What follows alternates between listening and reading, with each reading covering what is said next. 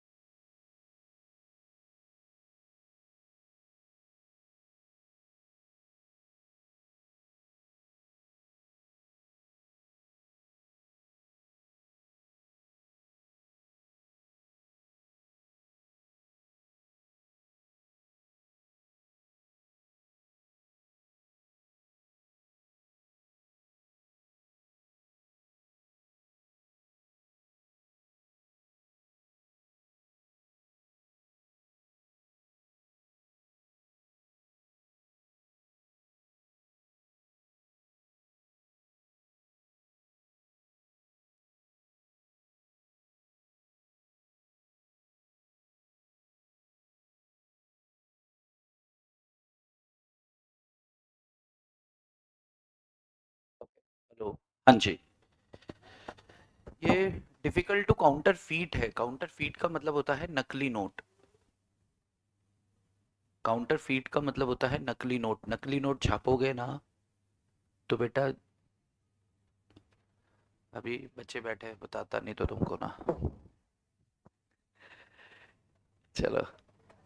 अच्छा। Sorry. Counter feet, अच्छा sorry, good. Next is relatively scarce. Scarce resources होता है ना, स्कैर्स, बहुत मुश्किल से मिलने वाली चीज़ है। पोर्टेबल और easily transported. Next is possessing uniformity. And the last one is divisible into smaller parts in usable quantities without losing value. तुम लोग का जून फर्स्ट वीक से स्टार्ट करेंगे। हाँ, चाय कॉफी हो जाएगा ना तब तक। कितने चैप्टर हुए? टोटल 5 है ना? 5 में से 2 हो गए खत्म। तो बड़े थे कि छोटे थे? एक छोटा एक बड़ा, और अब बच्चे जो। अच्छा, ओके। Yes sir. F2F है क्या स्टूडेंट्स? हाँ, फेस टू फेस बच्चे बैठे हैं। इनका क्या है, टेस्ट चल रहा है, तो मेरे को एक्सपेक्टेड नहीं था। 5:30 का अपन क्लास रखते हैं, तो तब तक ये लोग जा चुके होते हैं, but I was not like. चाय कॉफ़ी वाली क्लास थोड़ी लेट हो गई इनकी आज ना। ओह, सितंबर अटेम्प्ट वाले, यस। सितंबर अटेम्प्ट वाले। तुम लोग के जूनियर हैं, तो तुम तुमको ये भैया बोलेंगे और दीदी बोलेंगे, ठीक है, क्योंकि तुम सीनियर हो। ये लोग मंडे वाला टेस्ट आज दे रहे हैं। अरे नहीं रे बाबा, ये तुम्हारे वाले नहीं है, ये अलग वाले हैं। आज इंटर ऑडिट का पेपर था, बहुत अच्छा पेपर गया अपने बच्चों का, बहुत ज्यादा अच्छा। हमारा बच्चा एकदम ढोल नगाड़े बजा के आ रहा जा रहा है। चलो, तो आप लोग लिख चुके हैं क्या? अगर आप, अच्छा थोड़ा सा और लिख लो, अब इतना लिखा है तो एक दो लाइन और लिख लो। डिमांड फॉर मनी में लिखो only liquid money. Only liquid money. Only liquid money is considered is considered and not the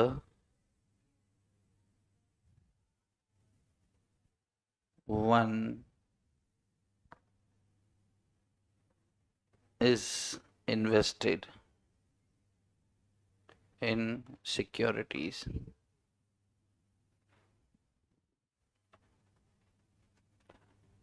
Liquid means what?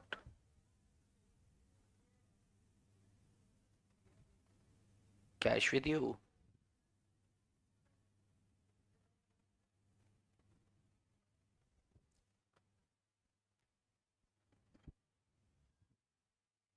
Money in saving accounts, in current account,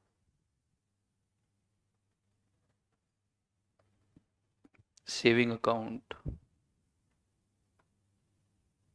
को हम डिमांड फॉर मनी में compute का हिस्सा लेंगे। Demand for money, okay.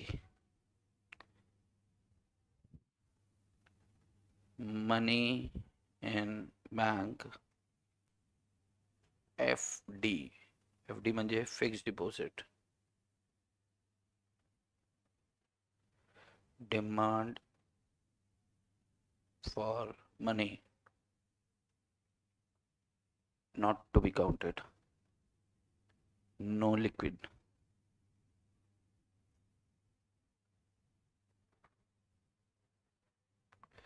लिख लीजिए।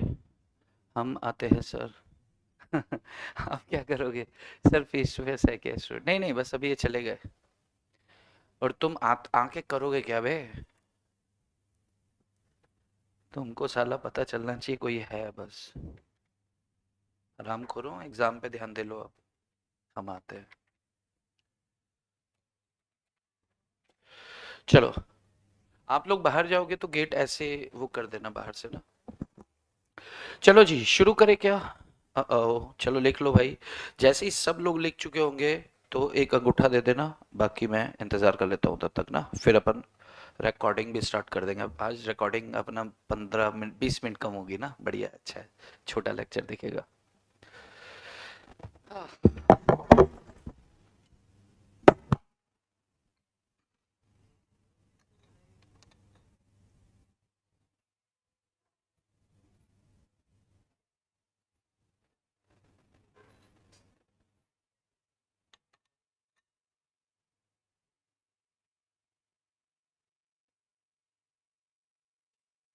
कोई पूछे तो बताना कि हम आए हैं। चलो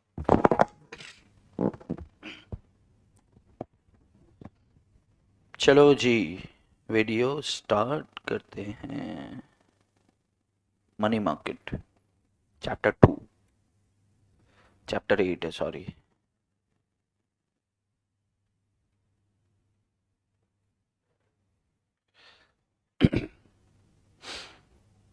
इसको ना एकदम जादू की तरह लेके आएंगे ऊपर ना। पहले इसको बोलते हैं अपन, रिकॉर्डिंग स्टार्ट कर देता हूँ। गेट बेटा बंद कर जाना, बाहर से बंद मत कर देना।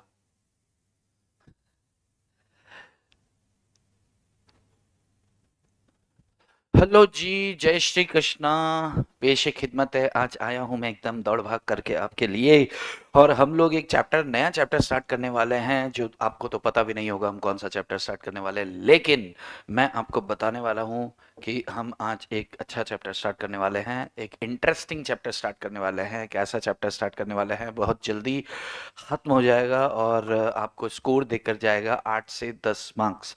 3 यूनिट में डिवाइडेड है ये चैप्टर। कितने, हाँ पहले बता दूं मैं आपको चैप्टर का नाम क्या होगा। चैप्टर का नाम होगा मनी मार्केट। हाँ, रिकॉर्डिंग ऑन कर लिया है जी अभी मैंने। यस, चैप्टर का नाम क्या होगा, मनी मार्केट। मनी मार्केट के अंदर आपको टोटल 3 यूनिट्स है। 3 यूनिट्स में ये मान के चलो कि 3-3 क्वेश्चन हर यूनिट से पूछे जाने की संभावना है। पहले यूनिट से पूछे जाने की संभावना है 3 क्वेश्चन, दूसरे यूनिट से पूछे जाने की संभावना है 4 क्वेश्चन, क्योंकि इसमें प्रैक्टिकल क्वेश्चन भी एक है, और तीसरे यूनिट से पूछे जाने की संभावना है 3 क्वेश्चन। तो टोटल 10 क्वेश्चन, 3 यूनिट्स हैं, और हमारी लगेगी लॉटरी। बहुत बड़ा चैप्टर नहीं है, चैप्टर छोटा है, स्मॉल है, शॉर्ट एंड स्वीट, छोटा और मीठा चैप्टर है यार, बड़ा ही ज्यादा मीठा है, स्वाद आ जाएगा आपको ना। चलो, मैं आपके लिए पहले से कुछ लिख कर लाया हूं, तो पेश खिदमत है, देखना जादू। पर्दा उठा, पर्दा उठा, देखो उठ रहा है। यस, अच्छा, तो आप लोग से ये अनुरोध रहेगा, जो रिकॉर्डेड वीडियो देख रहे हैं तो वो लोग क्या करेंगे, इमेज, क्योंकि मैं बहुत ज्यादा रुकूंगा नहीं, मैं आप लिख के लाया हूं, तो आप क्या करेंगे कि इस इमेज को पॉज करेंगे। पॉज करने में क्या होगा कि आप पॉज करेंगे, लिखेंगे, फिर आगे बढ़ेंगे, पॉज करेंगे, लिखेंगे, फिर आगे बढ़ेंगे, राइट। तो आप उसको प्रॉपर लिख पाएंगे, तो अपन कोशिश, उससे क्या होगा, अपना समय खराब नहीं होगा बीच बीच में रोकने का, ठीक है। तो चलो, मनी मार्केट की कहानी शुरू करते हैं। मनी मार्केट, देखो, मनी का मतलब यहाँ पे पैसे से है और कुछ नहीं। कुछ ऐसा नहीं कि यहाँ पे मनी का मतलब ये होगा और वहां पे मनी का मतलब, कुछ भी नहीं, सीधी सी बात है। ये चैप्टर ये बोलता है कि भाई साहब, जो अपना मार्केट है ना, दो तरह से, दो तरह का, ये ले जी, इसको ले लेते हैं। अपना मार्केट है जी, ये दो तरह का होता है। इकोनॉमिक्स के अंदर मार्केट को दो टुकड़ों में इन्होंने बांटा है। एक होता है मनी मार्केट, एक होता है G capital market. Money market मतलब पैसा, जिसके ऊपर हम डिस्कशन करने वाले हैं। दूसरा कैपिटल मार्केट, कैपिटल मार्केट मतलब स्टॉक मार्केट,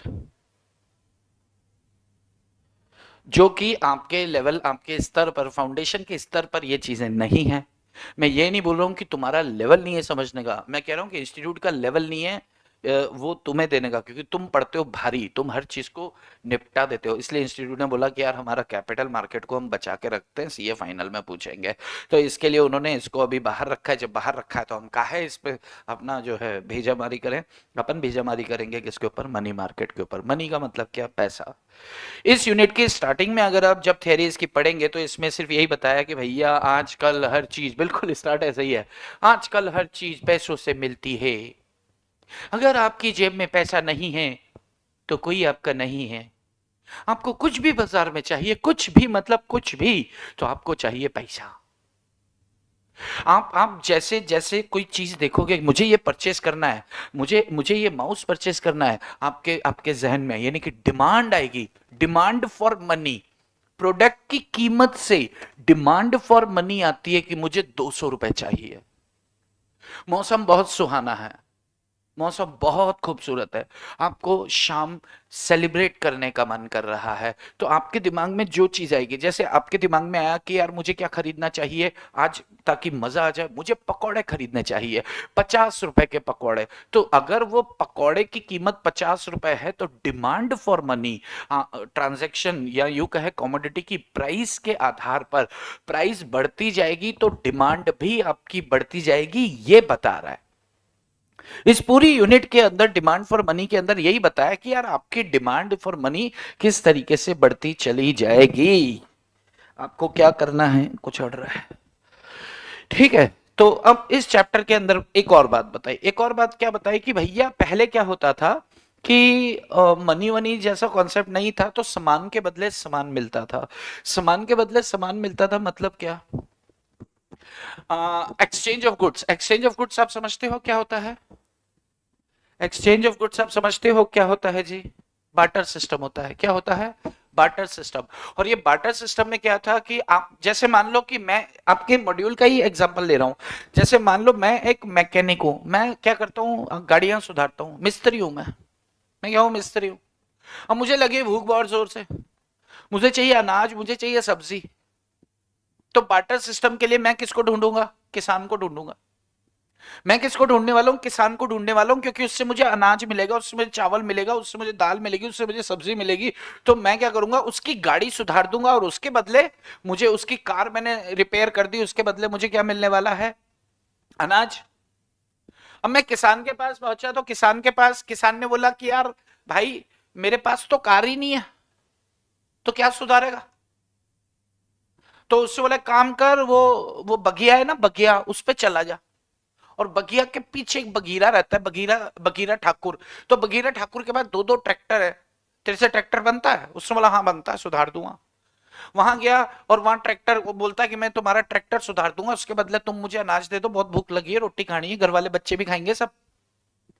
उससे बोला यार भाऊ मेरा जो ट्रैक्टर है वो तो एकदम दुरुस्त है, सही है, तो एक काम करो, तीसरे किसान के पास चला जा, उसके पास जो गाड़ी है ना उसमें प्रॉब्लम है। तो मिस्त्री यानी कि मैं तीसरे किसान के पास चला गया और उसको बोला मैंने कि भैया भैया मैं तुम्हारी गाड़ी सुधार दूंगा। उसने बोला बिल्कुल सुधार दो, लेकिन मैं तो अंडे बेचता हूँ खाली। तो मैंने बोला यार भाई अंडे तो मैं खाता नहीं, नहीं मेरे पास अंडे ही हैं देने को, मेरे पास तुझे देने को कुछ नहीं, 6 अंडे हैं चाहे तो ले ले, 10 अंडे चाहे 50 अंडे, अरे अंडे बोल कितने चाहिए, लेकिन भाई मेरे पास अनाज उनूज है नहीं, मुझे मुझे उसकी गाड़ी सुधारना है, वो गाड़ी सुधरवाने को तैयार है, लेकिन उसके पास जो एक्सचेंज करने को है वो है, जो है वो मेरे काम का नहीं। यहां तो मैं उससे अंडे ले आऊंगा, अंडे लेके अंडे एक्सचेंज करने के पीछे ढूंढता फिरूं कि कौन सा किसान ऐसा है जो अंडे खाता है, उसके बदले मुझे अनाज दे दे। यानी कि बहुत हेडेक वाला सिस्टम था बार्टर सिस्टम। भाई कहने को लगता है कि वस्तु के बदले वस्तु, लेकिन वस्तु के बदले वस्तु तो वैल्यू ऑफ वस्तु क्या, उसको आंकना तो पड़ेगा किसी यूनिट के अंदर। तो फिर ये प्रादुर्भाव हुआ मनी मार्केट का कि यार मनी ऐसी चीज है कि अगर आपकी जेब में पैसा है ना तो आपको बंदा नहीं ढूंढना कि यार किस बंदे को गाड़ी सुधरवानी है। सीधी बात है, मैंने किसी की भी गाड़ी सुधारनी है, उसके बदले मैंने ले लेना है पैसा, और मैंने उस पैसे से क्या कर लेना है, माल खरीद लेना है, अपने घर के लिए, बच्चों के लिए रोटी पानी का इंतजाम कर लेना है। तो ये मनी मार्केट के अंदर यही बात बोली गई है कि भैया जी ये बार्टर सिस्टम जो था इसकी बहुत सारी कमियां थी। आपको पता है बार्टर सिस्टम के बाद सोना चांदी चलने लगा। अशरफियां नहीं होती थी, अशरफियां, इतनी अशरफियों के बदले ये, उतनी अशरफियों के बदले वो। तो उस समय जब व्यापारी व्यापार करने के लिए घूमते थे ना, तो अपने अब झोला लेकर घूमते थे, एक पोटली सी होती थी अपने कमर में फंसा, जैसे भाभियां नहीं चाबियां इधर लटकाती हैं साड़ी के इस जगह कमर में, ऐसे भाभियां। तो अब भाई साहब पहले यहाँ पे वो पाउच होता था उनका, थैली होती थी, उसमें अशरफियां सिक्के होते थे, सोना चांदी, वो लेकर घूमते थे। तो एक अशरफी के बदले कितना मिलेगा, एक अशरफी के बदले कितने फल मिलेंगे, फ्रूट्स मिलेंगे, ये तय कर रखा था उन्होंने, एक्सचेंज रेट्स थी ये उनकी। हाँ, लेकिन उसमें क्या समस्या थी, उसमें यह समस्या थी कि यार इतना वजन कैरी करके खुद लेके जाना, पहले बहुत हैवी, बहुत बहुत ज्यादा माल अगर आपको खरीदना है तो पूरा झोला भर के आपको चांदी लेके जाना है। एक तो सिक्योरिटी की प्रॉब्लम, एक ट्रांसपोर्टेशन की प्रॉब्लम है कि माथे पे रख के ले जाओगे तो सिर दुखेगा। ये समस्या को भी समाप्त करने के लिए करेंसी नोट्स लेकर आए कि यार जेब में साला लाख रुपया जेब में रखा है, पता ही नहीं चलता किसी को, 2-2 हजार के 50 नोट, और जेब फूली फूली भी नहीं दिखती, पता भी नहीं चलता किसी को। तो बहुत सारी कमियां थी पहले के जमाने में, वो कमियों को समझते हुए, देखते हुए धीरे धीरे धीरे धीरे आगे बढ़ते गए, बढ़ते गए, बढ़ते चले गए और बढ़ते ही चले गए। तो फिर ये देखा कि फंक्शंस, यानी कि मनी के फंक्शंस क्या हैं, फंक्शंस पे हम आएंगे, अभी थोड़ी सी कहानी और सुन लो। चलो फंक्शंस पे आते हैं, ध्यान से सुनो। अब बेसिक फंक्शंस ऑफ मनी समझ में आ रहा है। इस चैप्टर के अंदर हम लोग क्या करने वाले हैं, इस चैप्टर के अंदर हम सिर्फ वो बात करने वाले हैं जो ऐसा ज्ञान जो जिससे आप कभी दूर नहीं रहे। तो थोड़ा सा दिमाग को ठंडा सा, क्या होता है जैसे ही कोई नया चैप्टर स्टार्ट करते हैं ना, तो कि अंदर से एक एक इंटरेस्ट भी होता है कि यार वाह नया चैप्टर, कुछ तो मजा आएगा, और दूसरा एक डर सा भी होता है कि पता नहीं क्या होगा इसमें। तो वो इंटरेस्ट वाली बात ठीक है, लेकिन ये डर वाली बात निकाल दो, क्योंकि इसमें हम वो सारी बातें करने वाले हैं जो आपको पहले से पता है। यानी कि सिर्फ डेफिनेशन होगी यहाँ पे। डेफिनेशन में क्या होता है कि जैसे किसी भी शब्द को क्या कहते हैं, तो क्या कहते हैं ये तुम्हें पहले से पता है, लेकिन उसका डेफिनेशन यानी वो टर्म क्या है, वो टर्म बस सीखना है और पिक्चर खत्म हो जाएगी। This is very simple. अब समझो, concept of money demand, unit one concept of money demand. Money demand की कॉन्सेप्ट को हम यहां पर डिस्कस करते हैं। चलिए, basic functions of money, basic functions of money में उन्होंने सबसे पहला फंक्शन ये बताया कि भैया मीडियम ऑफ एक्सचेंज, मनी को क्या मानकर हम लोग चलते हैं, medium of exchange. Medium of exchange का मतलब क्या है कि जब हमें कोई चीज खरीदनी है या कोई चीज बेचनी है, तो उसके बदले में हम क्या लेंगे या क्या देंगे, उसे हम बोलेंगे मीडियम ऑफ एक्सचेंज। यानी कि जितना पैसा आपके पास है, आपके पास उतना मीडियम ऑफ एक्सचेंज है ताकि आप कोई चीज परचेस कर पाए। बात समझ में आ रही है? परचेज और सेल्स के लिए आपको स्पेसिफिक बंदा ढूंढने की जरूरत नहीं है, कोई भी मनी को ले लेता है ना। इसके लिए क्या बोलेंगे, ये एक बहुत ही ज्यादा generally acceptable medium of exchange है, ये general acceptable medium of exchange है। अच्छा, second, unit of account. Unit of account का मतलब क्या होता है, जैसे मान लो कि मेरे पास क्या है, एक लैपटॉप है, आपके पास एक मोबाइल है। अब जाहिर सी बात है, जैसे ही लैपटॉप की बात करते हैं तो हमें लगता है कि ये महंगा है, और जहां मोबाइल की बात करते हैं तो ऐसा लगता है कंपैरेटिवली सस्ता है। आप ब्रांड पे मत जाना कि सर अगर एप्पल का मोबाइल होगा तो फिर मैं भी एप्पल के ही आईपॉड की बात करूंगा। जाहिर सी बात है, आप होशियार तो मैं भी 1.5 होशियार। चलो, तो अब मोबाइल का जनरल प्राइस एक पकड़ के चले अपन, ऑन एन एवरेज जो एक स्टूडेंट के पास होता है 10 से 15 हजार रुपए का मोबाइल, अच्छी बात है 20 हजार पकड़ लो, 20 हजार पकड़ के चलो। और लैपटॉप की प्राइस पकड़ के चलो तो 40 से 60 हजार रुपए का, 40,000 टू 40 हजार पकड़ लो, और 20 हजार का मोबाइल। इससे क्या चीज समझ में आता है कि एक लैपटॉप के सामने 2 मोबाइल हम परचेस कर सकते हैं। यानी कि जब तक हमें एक यूनिट का प्राइस मालूम नहीं होगा तब तक हम एक्सचेंज रेशो तय नहीं कर पाएंगे। बात समझ में आ रही है आपको?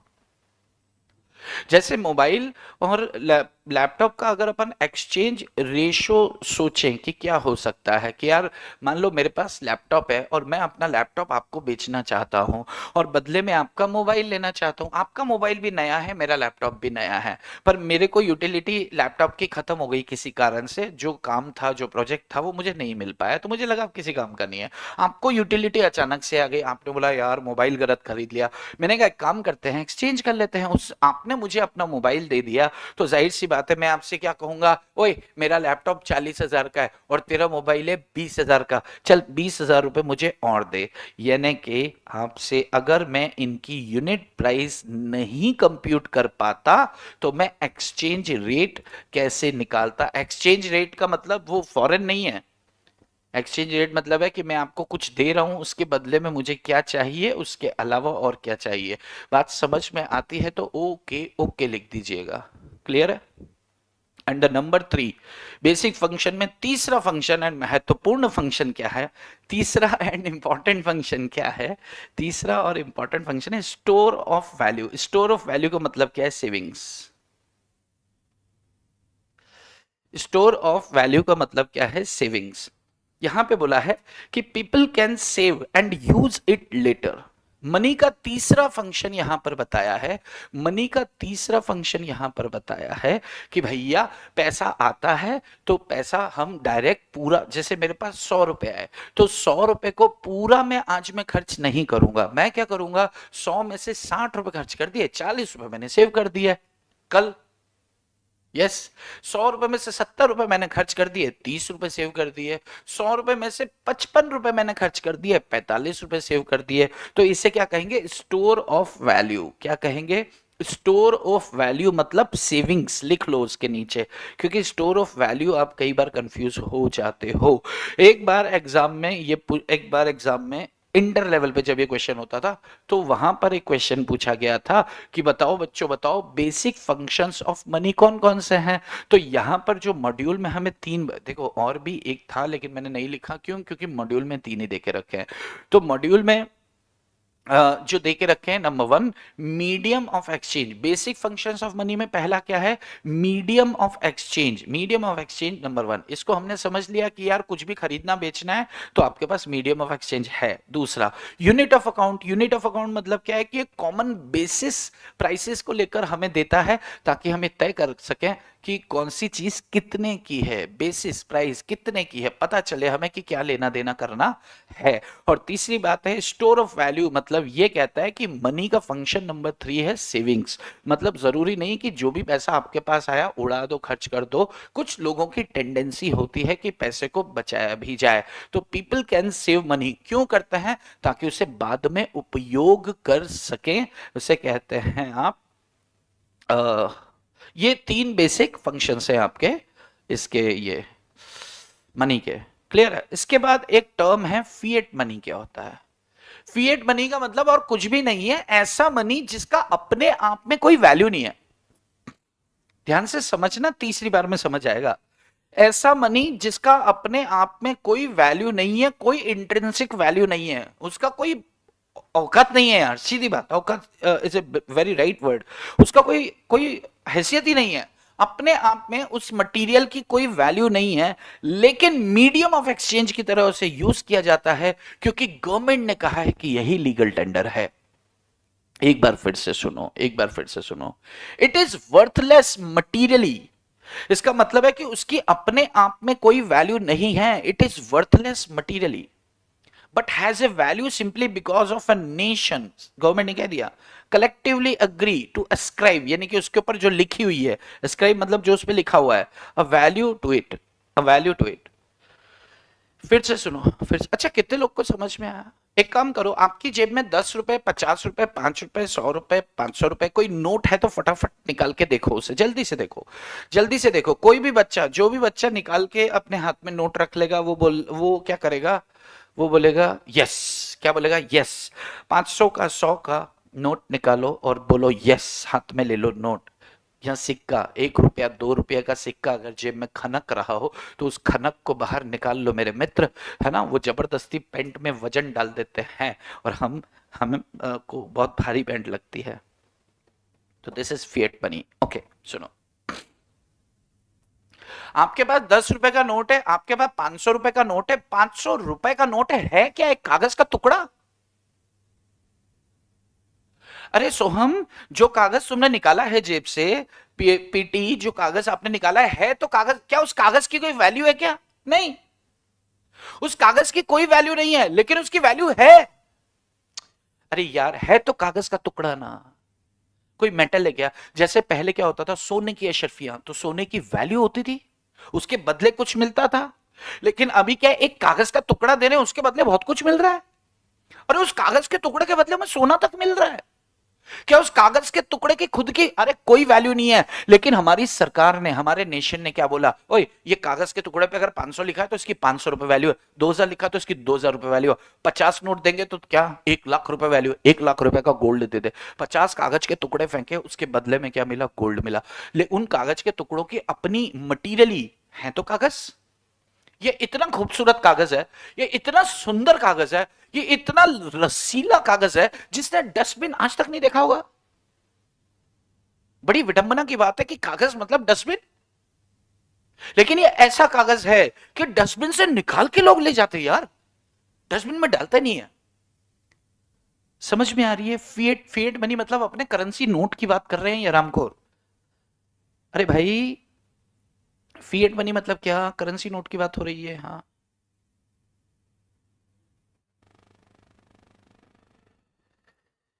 अब इस डेफिनेशन को दोबारा पढ़ो। इट इज वर्थलेस मटीरियली, कोई वैल्यू नहीं है, but has value simply because a nation collectively agree to ascribe value to it.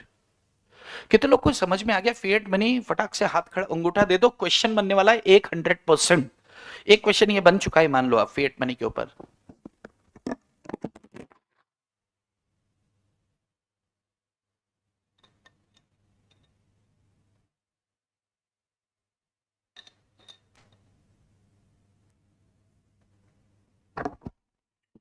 अब उसको ऐसे गोल करके ना कान में ऐसे ऐसे करके देख, है तो कागज ही। 500 के नोट से भी करेगा तो भी उतना ही मजा आएगा, 10 के नोट को करेगा तो भी उतना ही मजा आएगा, है ना। लेकिन 2000 वाले से करेगा ना, तेरे को तकलीफ होगी, क्यों? क्योंकि उसमें 2000 लिखा है। ठीक है, चलो। Next is characteristics of money. Characteristic, characteristics, अरे यार, characteristic of money, characteristic of money, characteristic of money, characteristic of money में क्या बोला है बताते हैं जी आपको। यार अब ये ना बहुत आसान सा हो गया, ध्यान से सुनना। कैरेक्ट फीचर्स ऑफ मनी, इसको कैरेक्टरिस्टिक्स को अपन फीचर्स भी बोल सकते हैं, क्योंकि कैरेक्टरिस्टिक्स बोलने में दिक्कत आती है आपको, आपका ध्यान रख रहा हूं मैं, आपका इतना ध्यान, कितना ध्यान रखता हूं यार। जैसे मान लो अब ये सीक्रेट आप नहीं बोल पा रहे हो, तो फिर मैं क्या बोल दूंगा, मैं क्या मैंने आपको ऑप्शन दे दिया, फीचर्स ऑफ मनी। हर कोई फैकल्टी इतना ध्यान नहीं रखती जितना मैं रखता हूं, आप देखो, मैंने तुरंत फीचर्स ऑफ मनी कर दिया, है ना।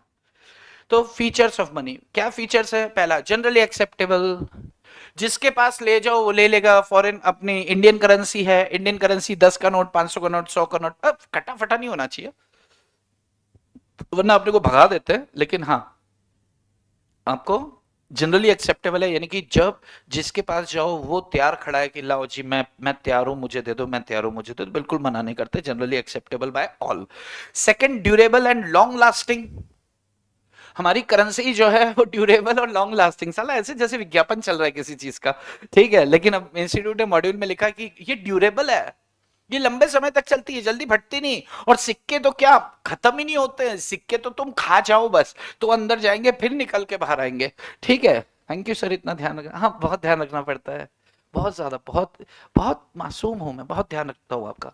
Durable and long long lasting, long lasting मतलब लंबे समय तक चलता है, करेंसी खराब नहीं होती। एफर्टलेस रिकॉग्निशन, इसको पहचानना कोई बहुत वो वाला खेल नहीं है, लाइक रॉकेट साइंस नहीं है। अगर आपके सामने मैं 500 का नोट रख दूंगा, आप तुरंत पहचान जाओगे, ए 500 रुपया। आपके सामने 2000 का नोट रख दूंगा, ए 2000 रुपया।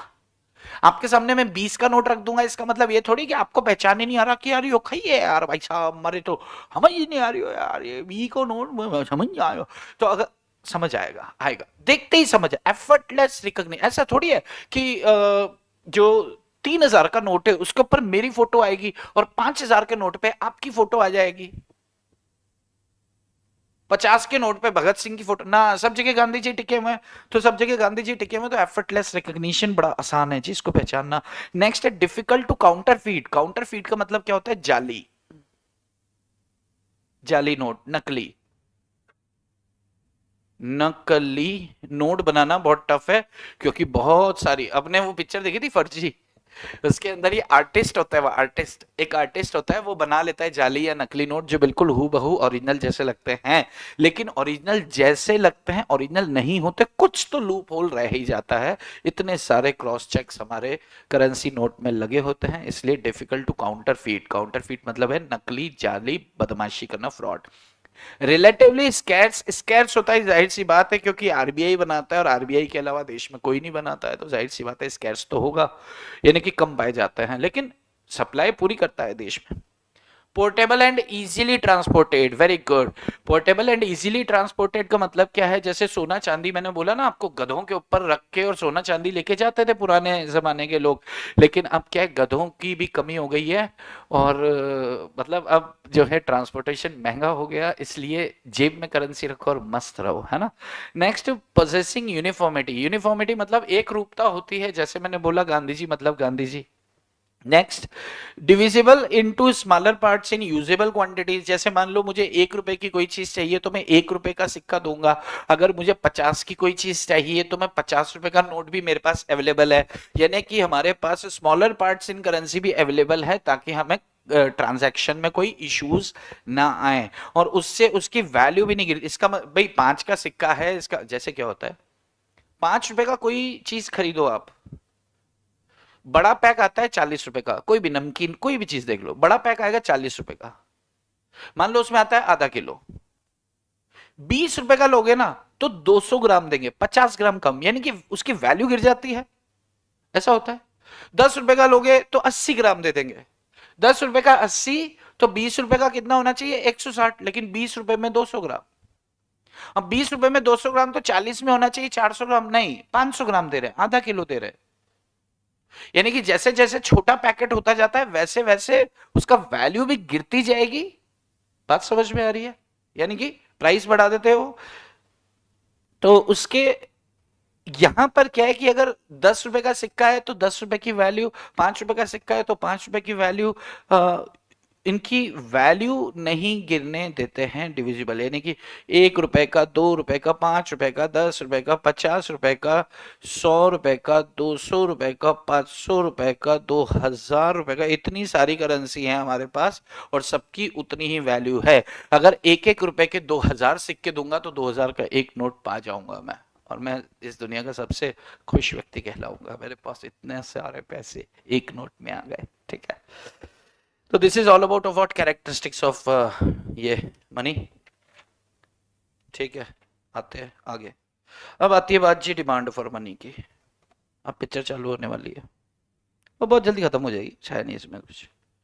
Demand for money, demand for money जो कॉन्सेप्ट है ये हम देखने के लिए अपन क्या बात कर रहे हैं, इतनी सी बात देखो समझने की कोशिश करना। ये चैप्टर कह रहा है कि भाई साहब आप कभी भी कोई भी चीज को खरीदने के लिए जाते हो, कोई भी चीज खरीदने के लिए जाते हो तो आपको क्या चाहिए, पैसा। तो पैसे की डिमांड किस पर निर्भर करती है, जितनी क्वांटिटी आपको माल चाहिए। अगर मुझे 100 क्वांटिटी चाहिए एक पर्टिकुलर माल और वो है 10 रुपए का, यानी कि मेरी डिमांड फॉर मनी कितनी हो जाएगी, 1000 रुपए। बात समझ में आ रही है? अगर मेरे घर का किराया 18,000 रुपए महीना, जो कि अभी है 18,000 रुपए महीना, 18,000 रुपए महीना मतलब मुझे 600 रुपए रोज तो घर के किराए के लिए निकालना है।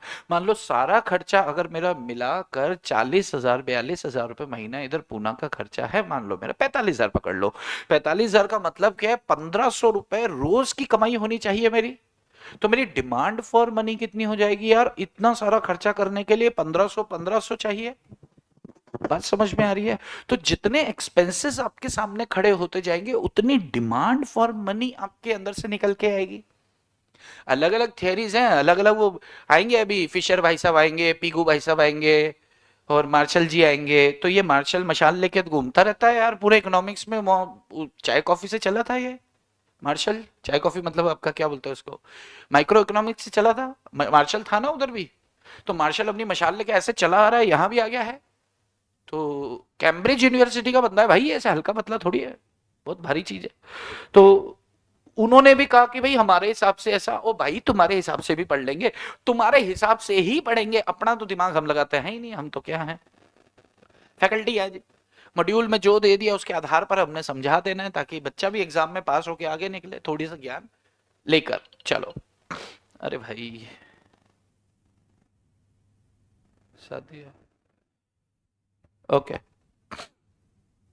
देखो, demand for money, demand for money में एक चीज को बोला गया है कि only liquid money is considered and not the one is invested in securities. यहां पर सिर्फ लिक्विड मनी को ही लेकर चलेंगे। आप प्रैक्टिकली एक चीज को समझने की कोशिश करना। मान लो मेरे पास 100 रुपए है, क्या मैं पूरे 100 रुपए खर्च करूंगा? क्या मालूम, फिर से सुनो। मान लो मेरे पास 100 रुपए हैं और 100 रुपए में से 40 रुपए मैंने एफडी करा दी है। 100 रुपए में से मैंने 40 रुपए की एफडी करा दी। थोड़ा समझने की कोशिश करना, और अगर मैंने सवाल पूछा तो इसका जवाब देना, क्योंकि यहां समझ गए तो फिर खत्म है। मेरे पास 100 रुपए हैं और 100 रुपए में से 40 रुपए की मैंने एफडी करा दी है। एफडी मतलब 5 साल तक अब उस पैसे को मैं नहीं छू सकता। अब मुझे एक बात बताओ कि अगर मुझे कोई प्रोडक्ट खरीदना है तो उस प्रोडक्ट के लिए मेरे पास कितने रुपए पड़े हैं? सिर्फ 60 रुपए पड़े हैं। क्या उस 40 रुपए को मैं इस्तेमाल कर सकता हूं क्या? अरे वो तो 5 साल तक फ्रीज कर दिए मैंने पैसे, वो वैसे तो मैंने 5 साल तक फ्रीज कर दिए। मेरे पास 40, मान लो मेरे पास पड़े ही कुल ही 40 रुपए पड़े, मेरे पास कुल 40 रुपए पड़े, और मैं क्या सोच के चल रहा हूं कि इसको तो मैंने एफडी करानी है।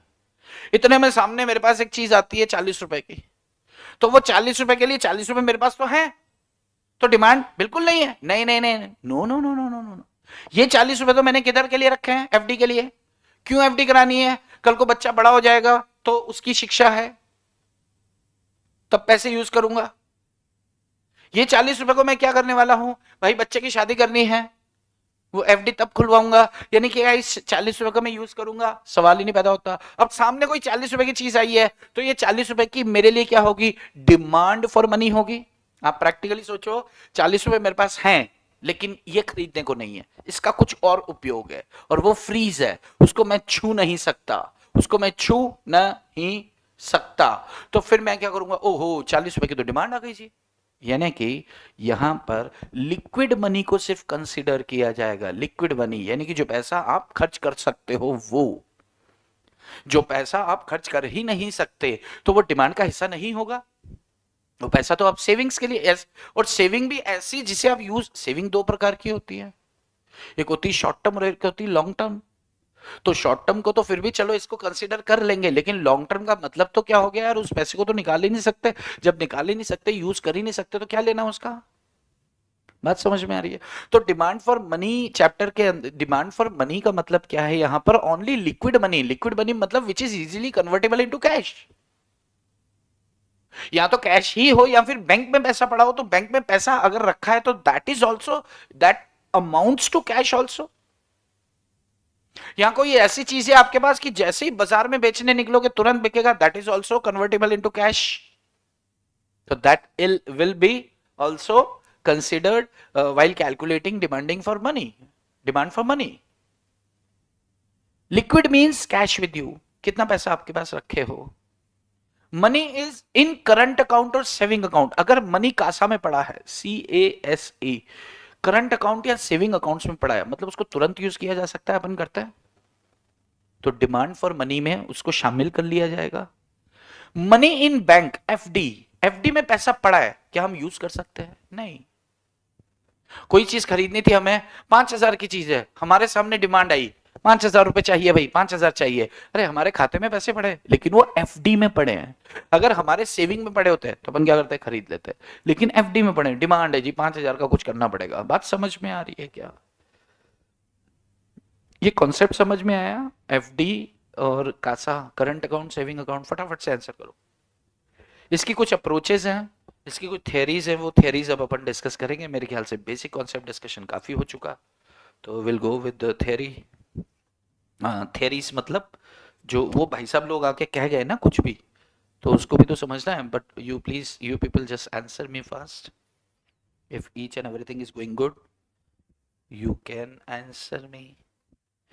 I'm going with a theory, and that is theories of demand for money. बाकी लोग भी आंसर किया करो भाई। थियरीज,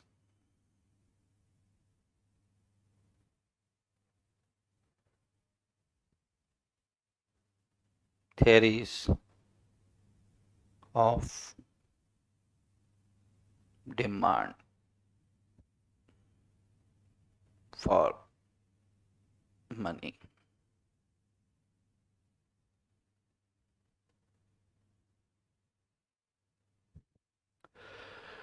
यस सर, समझा।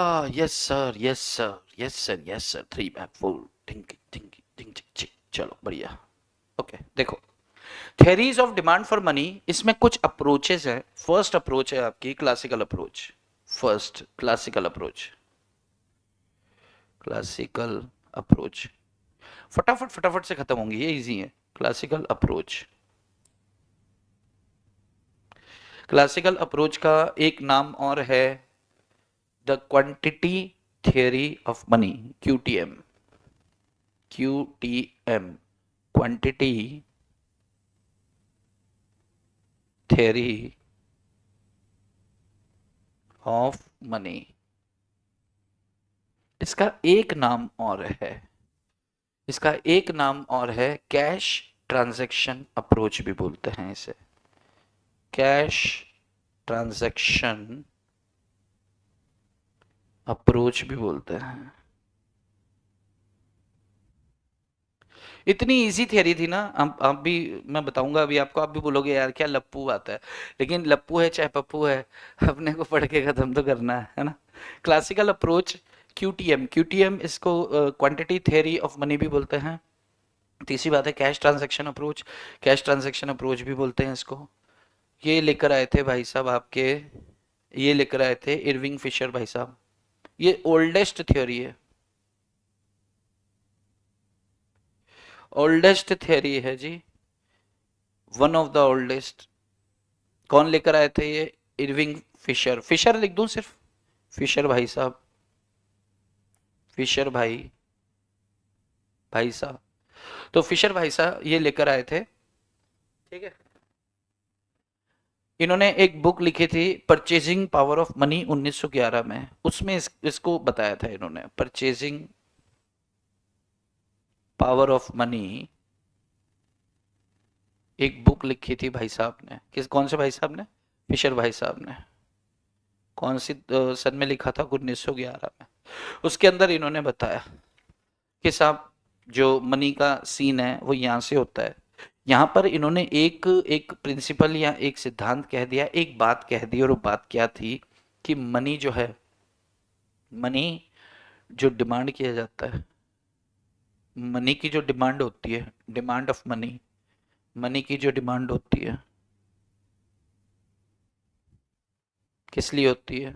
ओनली फॉर ट्रांजैक्शन,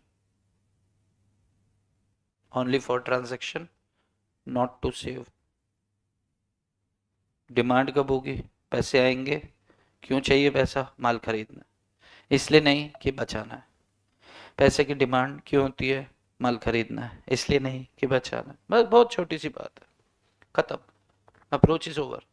अब इसका इसका कॉन्सेप्ट को समझते हैं, इसका एक फॉर्मूला है, समझना, ध्यान से पकड़ के चलना एक चीज को। यहां पर ये जो भाई साहब हैं, क्या नाम है इसका? फिशर। फिशर भाई साहब कह रहे हैं कि भाई डिमांड फॉर मनी जो होती है वो सिर्फ और सिर्फ कोई ट्रांजैक्शन करने के लिए होती है। यानी कि अगर मुझे 100 रुपए चाहिए, अगर मुझे 100 रुपए चाहिए, तो मुझे क्यों चाहिए? क्योंकि मुझे कुछ खरीदना है। मतलब ये बचपन में चले गए, बचपन में बच्चे को क्या चाहिए, मतलब कोई भी चीज खरीद देखी, मान लो बचपन में बच्चे ने एक बोतल देखी और बोतल की कीमत थी 400 रुपए, तो वो क्या बोलता था? मेरे को 400 रुपए चाहिए। आजकल हमारे अगर खर्चे होते हैं 50,000, हम क्या बोलते हैं? हमें 70,000 चाहिए, 50 खर्चे करने के लिए, 20,000 आगे के लिए। बात समझ में आती है? फिशर भाई साहब ने क्या बोला? दिल तो बच्चा है जी। फिशर भाई साहब क्या कह रहे हैं कि भैया डिमांड फॉर मनी जो होती है वो ट्रांजैक्शन के लिए होती है। सेविंग वेविंग का कोई लेना देना नहीं है उनकी उनकी थ्योरी के अंदर। उन्होंने एक फॉर्मूला भी दिया। उन्होंने क्या दिया? एक फॉर्मूला भी दिया। अच्छा, ये फिशर भाई साहब कौन से वाले फंक्शन को लेकर चलते हैं? मीडियम। देखो एक मिनट, समझ में आ रहा है तो अंगूठा देना यार भाई। फिशर भाई साहब की बात समझ में आ रही है तो अंगूठा दे दो। मैं तब तक आपको ऊपर से एक चीज दिखाता हूं। I show you one thing from ऊपर अप। फिशर भाई साहब की बात अगर आपको पसंद आई हो तो एक अंगूठा दे दो। समझ आई हो, सॉरी पसंद नहीं, समझ आई हो तो एक अंगूठा दे दो। फिशर भाई साहब क्या कह रहे हैं कि मनी की डिमांड जो होती है वो ट्रांजैक्शन करने के लिए होती है। जब जब किसी को जो जो ट्रांजैक्शन करना होता है वो क्या करता है? पैसे की डिमांड करता है। ट्रांजैक्शन करने की जरूरत नहीं है, नीड नहीं है, तो फिर डिमांड फॉर मनी नहीं होगी। ये फिशर भाई साहब बोलते हैं। ये फिशर भाई साहब बोलते हैं। बेटा क्लास खत्म होने वाली है, मैं थोड़ी सी देर में लगा रहा हूँ, आधे घंटे में बस। हेलो, हेलो, आधे घंटे में लगा रहा हूँ, क्लास बस खत्म होने वाली है बेटा। Okay okay. तो अरे मैं भूल गया। हाँ, तो मैं था फिशर पे, राइट? तो फिशर, अच्छा ये आपका अंगूठा है, मतलब आपको बात समझ में आ गई। अब फिशर भाई साहब का क्या कहना था? फिशर भाई साहब फंक्शंस ऑफ मनी में, फिशर भाई साहब फंक्शंस ऑफ मनी में ये फर्स्ट वाले कॉन्सेप्ट को लेकर चलते थे, मीडियम ऑफ एक्सचेंज। कि मनी सिर्फ मीडियम ऑफ एक्सचेंज है, स्टोर ऑफ वैल्यू का कोई लेना देना नहीं है। मनी क्या है? मीडियम ऑफ एक्सचेंज लेकर चलते थे फिशर भाई साहब। फिशर भाई साहब स्टोर ऑफ वैल्यू नहीं, सेविंग्स को लेकर उनका कोई लेना देना नहीं था। मीडियम ऑफ एक्सचेंज लेकर चलते थे भाई। फंक्शन अपन ने देखे ना मीडियम। तो ये फिशर भाई साहब जो थे, फिशर भाई साहब जो थे, फिशर भाई साहब जो थे, डिमांड फॉर मनी को मीडियम ऑफ एक्सचेंज, यानी कि खर्च कर सकें, खर्च करने की बात, डिमांड फॉर मनी लिख लो। डिमांड फॉर मनी जो थी वो इनके हिसाब से कौन से फंक्शन को लेकर चलते थे? ये medium of exchange, medium of exchange. और मीडियम ऑफ एक्सचेंज क्या कहता है जी? कि भैया पैसा लो खर्च करो, पैसा लो खर्च करो। स्टोर क्या कहता है? सेविंग्स करो। स्टोर की बात यहाँ पे नहीं थी। पैसा आए मैं खर्च कर सकूं, मजा जिंदगी में आए, बस। ट्रेडिशनल अप्रोच थी ये, बड़ी पुरानी, ओल्डेस्ट थ्योरी कह लो, ट्रेडिशनल अप्रोच कह सकते हो आप। रोज कमाओ रोज खाओ होता है ना। वैसे ना उसने भारत के हिसाब से तो सही बताया है यार। देखो भारत भारत में पता है आज भी बहुत सारे ऐसे लोग हैं, वो क्या करते हैं, सुबह काम पे जाते हैं ना, तो उनको पता है कि मुझे शाम को कितना पैसा चाहिए।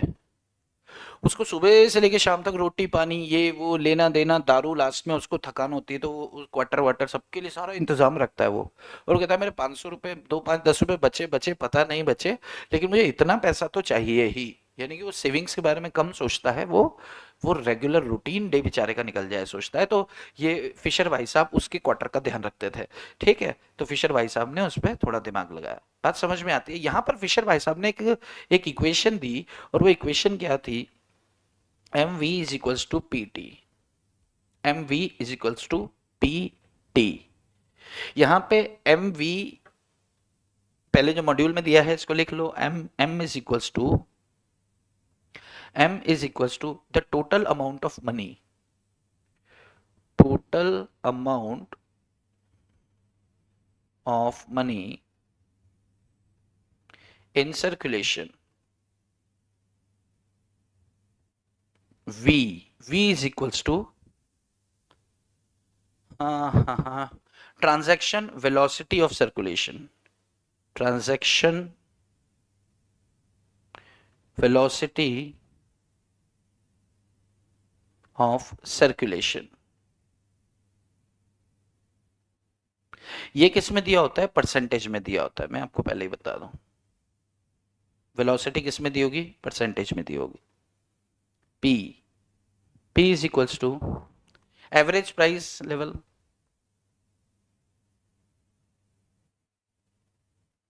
Average price level. और T, T is equals to total number of transaction.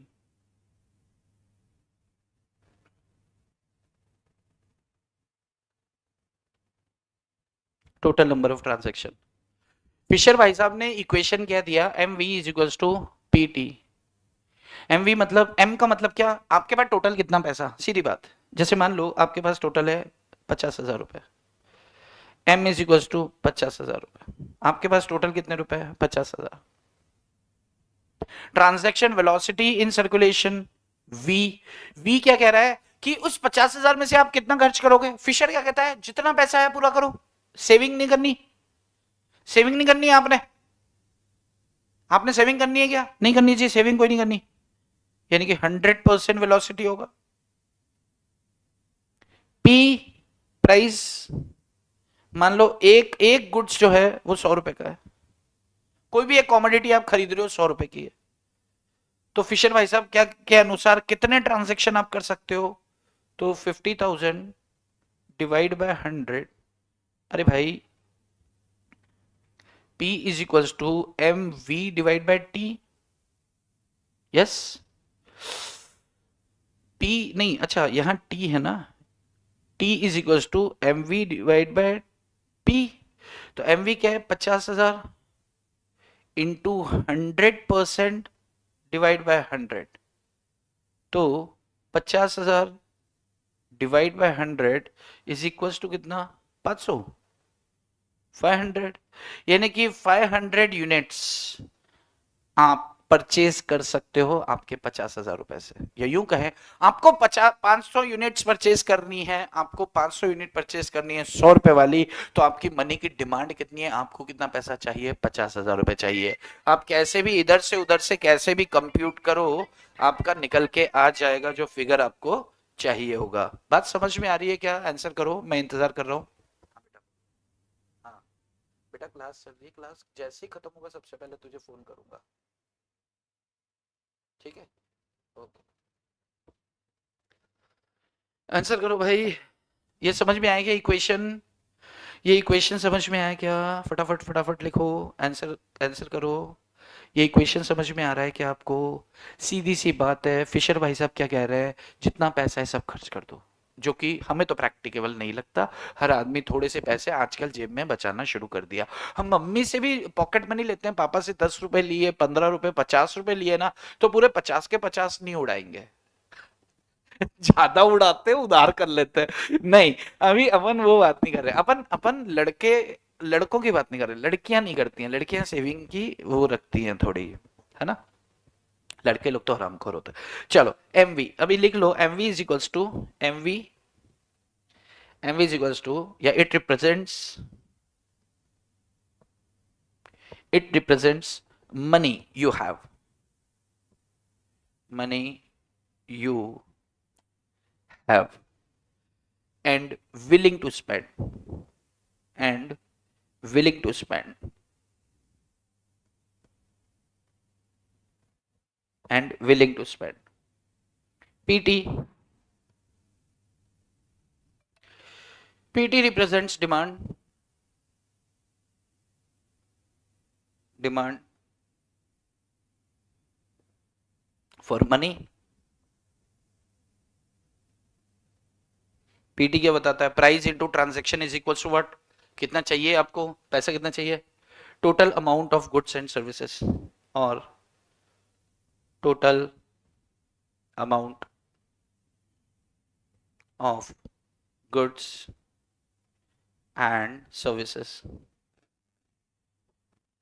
P मतलब है प्राइस, T मतलब है ट्रांजेक्शन। प्राइस है 100 रुपए, ट्रांजेक्शन है 500, कितने पैसों की जरूरत है आपको, 50,000 रुपए की। तो MV is equal to, MV is equal to what, demand for money. तो 50,000 में कुछ सेविंग ना ना, फिशर भाई साहब कह रहे हैं पूरा खर्च करेंगे। अगर पीटी होता, थोड़ी देर के लिए उदाहरण के, पीटी अगर हो मान लो कि 1 लाख रुपए, फिर भी डिमांड आपकी हो कितना, 1.5 लाख रुपए। इसका मतलब आपके दिमाग में क्या है, न सिर्फ खर्चा है बल्कि सेविंग्स भी है। लेकिन फिशर भाई साहब ने सेविंग्स को नहीं सोचा, फिशर भाई साहब एक पांव पे खड़े होकर बोलते रहे, नहीं नहीं खर्च करो, मस्त रहो, ठीक है। इन्होंने एक स्टेटमेंट दिया था, सप्लाई क्रिएट, इनकी सोच क्या थी कि जो सप्लाई होती है, चलो छोड़ो उसको मत, चलो यार वो बहुत सारे, उसको आगे बात करेंगे। तो ये आपका, अच्छा, इन्होंने, फिशर यहां नहीं रुके। फिशर ने बोला कि आपने मेरा ये फॉर्मूला देखा, मजा आया क्या आपको? फिशर ने पूछा। आपने बोला मजा आया, लेकिन अंकल जी यार उतना मजा नहीं आया। अच्छा थोड़ा और मजा चाहिए क्या? फिशर ने पूछा। आपने बोला हाँ अंकल जी थोड़ा सा मजा और दो यार, आप फिशर हो यार, ऐसे हल्के पतले आदमी नहीं हो। तो उन्होंने बोला अच्छा ठीक है फिर। तो फिर एक काम करो, नई इक्वेशन ले लो, एम वी प्लस एम, ये ऊपर वाला डैश क्या बोलते हैं इसको मैथ में, मेरे को नहीं मालूम, V, M1 V1 is equals to PT। तो आपने पूछा यार अंकल जी फिशर भाई साहब ये MV तो वही पुराना वाला है? हाँ MV तो वही पुराना वाला है। और फिशर भाई साहब ये PT भी पुराना वाला है? हाँ PT भी पुराना वाला है। तो भाई साहब ये क्या है? ये है M1, लिखो। फिशर भाई साहब ने बोला कि लिखो, तो आप भी लिखो, M1 is equals to the total quantity of credit money, total quantity of credit money, और V1 टोटल या velocity of circulation, velocity of circulation of credit money. तो फिर आपके अंदर फिर सवाल आया कि भैया ये उधार पैसा, ये नहीं, ये क्रेडिट मनी का मतलब यहां पर अलग है। यार एक गलत हो जाता है, साफ करने में बहुत मौत आती है ना। क्रेडिट मनी, अब यहां पे उन्होंने बताया क्रेडिट मनी का मतलब कैसा, CASA। CASA मतलब क्या? Current account, saving account. अपन ने बात किया था थोड़ी सी देर पहले कि डिमांड फॉर मनी पर जब हम जाएंगे, हमने थोड़ी सी देर पहले बात किया था कि जब बच्चे हम डिमांड फॉर मनी पर जाएंगे, तो वहां पर हम एफडी में जो पैसा पड़ा है उससे मतलब नहीं है, लेकिन जो सेविंग्स में पैसा पड़ा है हमारा, हम उसे तो यूज कर सकते हैं। वो तो हमारा कैश इक्विवेलेंट है। कैश इक्विवेलेंट मतलब लिक्विडिटी है, वो लिक्विड कैश है। तो सेविंग्स, तो यहां पे इन्होंने बोला कि अच्छा देखो, फिशर भाई साहब क्या बोल रहे हैं कि पहले तुम्हारे पास कितना पैसा था? 50,000। ये 50,000 तुम्हारी पॉकेट में है। एमवी का मतलब क्या है? कितना पैसा तुम्हारी पॉकेट में है। और M1V1 का मतलब क्या है? कितना पैसा तुम्हारे बैंक के सेविंग्स या करंट अकाउंट में है। दोनों को उड़ा दो साला। क्यों? क्योंकि फिशर भाई साहब सेविंग पे तो चलते ही नहीं है, ये कह रहे हैं वहां से भी पैसा लाके ये भी खर्च कर दो। बहुत बढ़िया इंसान थे फिशर जी आप, वाकई यार किंग फिशर थे आप, सॉरी। हाँ भाई, अगर फिशर राजा होता तो उसे किंग फिशर कहते हैं। तो बिल्कुल ये किंग फिशर, तो अब तो ये मेरे और ज्यादा, मैं इनका भक्त हो गया, ये स्वामी है। ठीक है। तो स्वामी जी ने कहा कि 50,000 तो तुम्हारी पॉकेट में है, प्लस मान लो 1.5 लाख रुपए बैंक में पड़ा है, सेविंग्स अकाउंट में है, बहुत बढ़िया। इसको क्या बोल देंगे? Credit money. ठीक है। अब इससे अगर मान लो 1 यूनिट 100 रुपए की है, और आपके सामने कुल कितनी 2,000 यूनिट्स पड़ी हैं, तो आप 2 लाख यूनिट्स खरीद सकते हो। PT is equals to 2 lakh, और this is equals to 2 lakh. बात समझ में आ रही है? ध्यान से सुनो, 50,000 इंटू 100%, क्योंकि सेविंग्स के बारे में तो कुछ बोला ही नहीं, प्लस 1,50,000 आपके बैंक में पड़े हैं, इंटू 100%, इसका मतलब सेविंग्स के बारे में तो कुछ बोला ही नहीं। 100%, अगर मान लो बोलते हैं कि 70% खर्च कर रहे हैं, 30 रुपए बचा रहे हैं, तो यहां पे लिखते, लेकिन नहीं लिखा इन्होंने। तो टोटल कितना हो गया? 50,000 plus 1,50,000 is equal to 2 lakh रुपए। तो डिमांड ऑफ मनी कितना आ रहा है आपका? 2 लाख रुपए आ रहा है। PT is equal to MV plus M1V1 is equal to 2 lakh. ये अगर इतना समझ में आता है तो मार्शल भाई साहब खत्म हो गए। If you want to write you can jot it down, right down here. Yes, हम उसे ना मांगकर सेव कर लेते हैं। हाँ बहुत बहुत जगह ऐसा होता है, but if you want to write please jot it down यार, जल्दी से लिख लो, आगे बढ़ेंगे।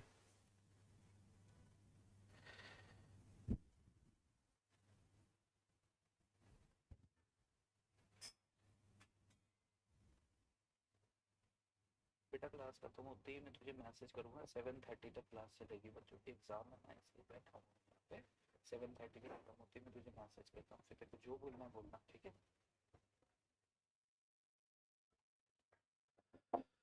यस। तो क्या बोल रही पब्लिक? क्लियर है?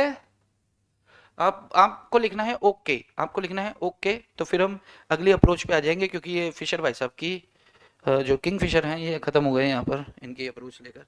इसका फोटो वोटो बनाना हो तो अपन बना सकते हैं, बट अभी जरूरत नहीं है। फोटो वोटो देखेंगे फिर कभी। फोटो जब पूछा ही नहीं जाता एग्जाम में तो काहे हम लोग वो बुद्धू बने, है ना?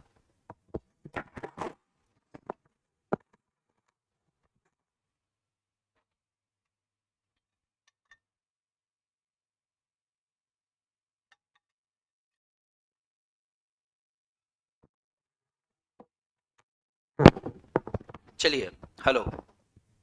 नेक्स्ट अप्रोच आती है अपनी कैम्ब्रिज अप्रोच। ये भी आसान है, सुनो। Cambridge, this is what Cambridge approach. Cambridge approach,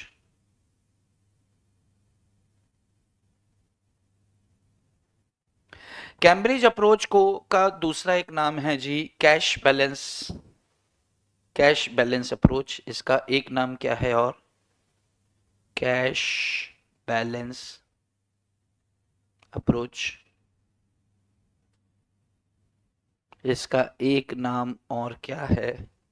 new classical approach. वो क्या थी? क्लासिकल अप्रोच थी फिशर भाई साहब की, ये new classical approach. Neo classical approach, इसे कैम्ब्रिज अप्रोच इसलिए बोलते हैं क्योंकि ये लोग कैम्ब्रिज के थे जो ये अप्रोच लेकर आए ना, मार्शल भाई साहब। ये कैम्ब्रिज यूनिवर्सिटी से जुड़े हुए थे, ठीक है? तो कैम्ब्रिज, एक तो आपके भाई साहब कौन, तीन चार नाम है, ध्यान से सुन लो। ये टाइम पास करने जो ये लोग आए थे ना, मार्शल भाई साहब थे, उसके बाद पीगू भाई साहब थे, उसके बाद आपका रॉबर्टसन थे, रॉबर्ट का बच्चा रॉबर्टसन, रॉबर्टसन, रॉबर्ट के बच्चे को क्या बोलेंगे? रॉबर्टसन, ठीक है? और केन्स भाई साहब थे, केनीशियन थ्योरी याद है ना? केन्स, केन्स भाई साहब थे। ये सब किससे एसोसिएटेड हैं? एसोसिएटेड विद कैम्ब्रिज यूनिवर्सिटी, इसलिए इसको क्या बोलते हैं? Cambridge approach.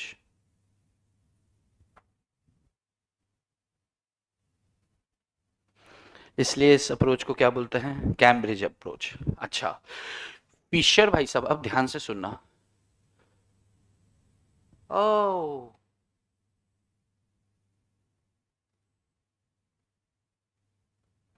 ये क्या हुआ?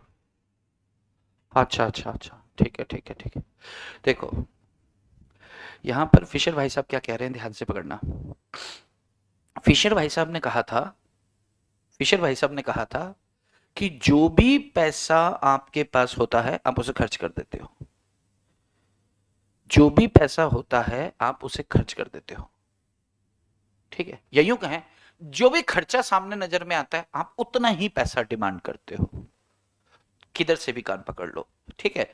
ये किस मीडिया, ये मनी कौन सा फंक्शन, फंक्शन ऑफ मनी, कौन से फंक्शन ऑफ मनी को लेकर चले थे ये?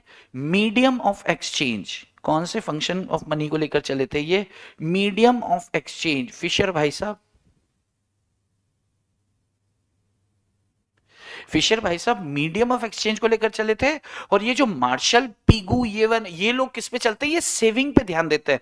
यानी कि ये कौन से फंक्शन को लेकर चलेंगे? स्टोर ऑफ वैल्यू को। फंक्शंस ऑफ मनी में मार्शल, पीगू, ये कैम्ब्रिज अप्रोच है, तो ये कैम्ब्रिज यूनिवर्सिटी से लिंक्ड बंदे थे। तो इन्होंने बोला कि नहीं नहीं यार फिशर भाई साहब, हम जो है ना आपकी इस बात से हमको तो समझ नहीं आ रहा कि जितना पैसा होगा खर्च कर देगा, लेकिन कुछ लोग ऐसे भी होते हैं जो क्या करते हैं, खर्चे को रोक कर रखते हैं।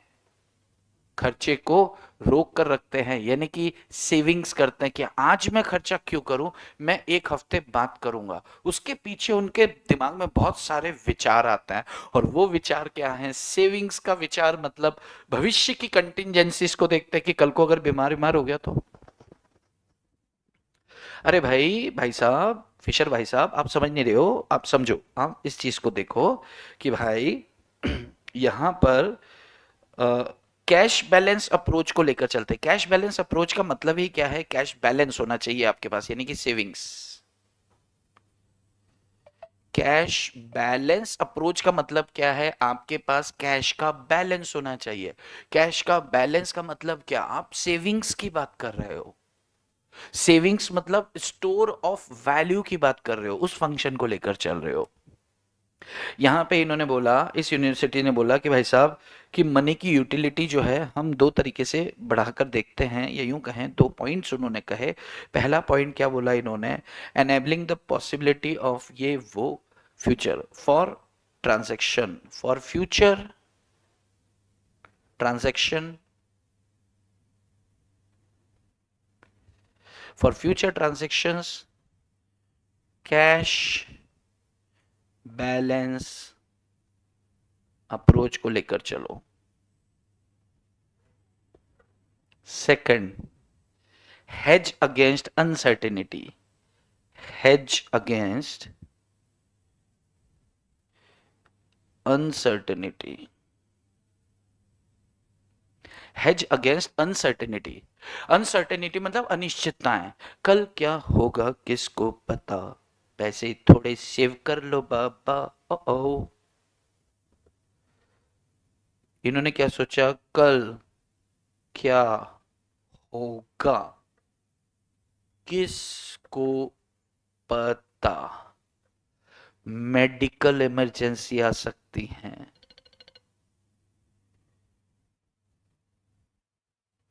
मेडिकल इमरजेंसीज आ सकती हैं, एनीथिंग, कुछ भी हो सकता है।